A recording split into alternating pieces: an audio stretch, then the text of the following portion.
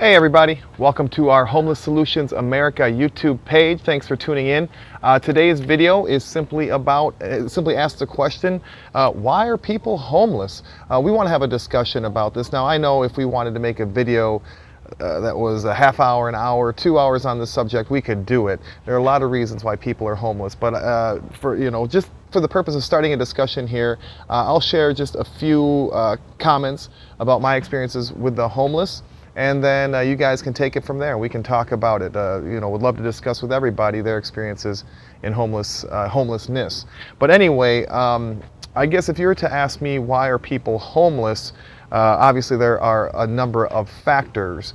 I guess I'll start. The big picture that I see is that homelessness is a spiritual problem.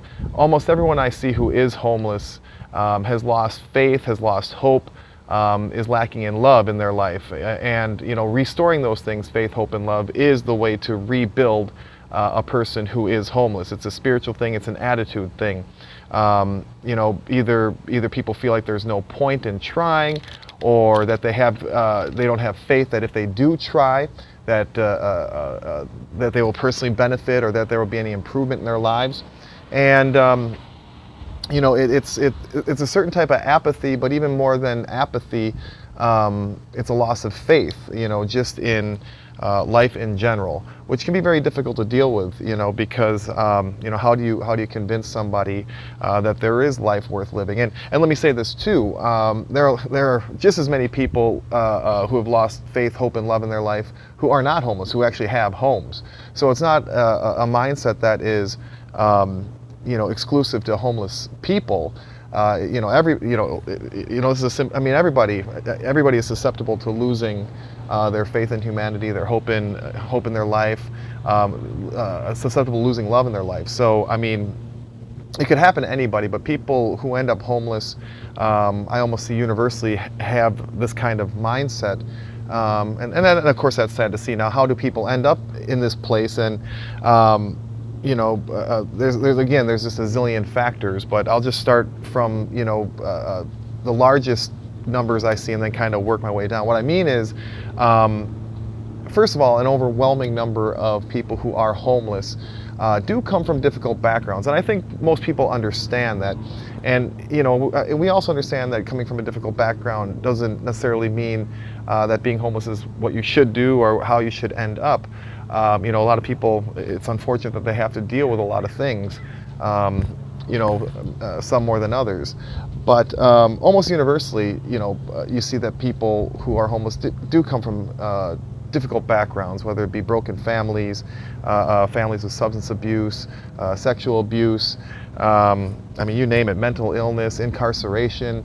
Now, I do have to mention, and as many of you know, there are also a lot of people who came from good backgrounds who end up homeless. You see a lot of people who were once very wealthy end up homeless too. So there are definitely many exceptions to the rule, but I'm saying generally speaking, an overwhelming number of people that I come across with and speak with on the street typically came from a very difficult background, a broken family, abuse, these kind of examples. And a lot of this leads to the next phase of it, again, substance abuse and drugs. An overwhelming number of people I see on the street is a substance abuse and a drug and alcohol kind of problem. I'm talking up to maybe 70–80% of people that I come across who are homeless, and that's a very, very high number. And but substance abuse and alcohol abuse, drugs, that is a huge factor. And you could say that that substance abuse is a symptom of the lives that many people had lived, the tough background that we just discussed. And so breaking that cycle is a tough thing. But that's what we see. People ask me how many people, mental illness. Even down on Skid Row, mental illness is a problem, of course. And but I see mental illness as not as big a problem as the other problems that we had discussed.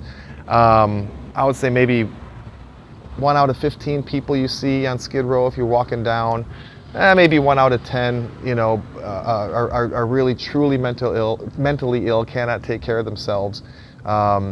Just have mental problems that just prevent them from really any kind of self-sufficiency whatsoever. But I would say most of them are the exception to the rule. Most of the people that I meet on Skid Row and in Southern California, there are a lot of smart people and a lot of capable people. So I would say mental illness, maybe 1 out of 10, 1 out of 15 people. That's perfectly. That's definitely, I think, a pretty good estimate.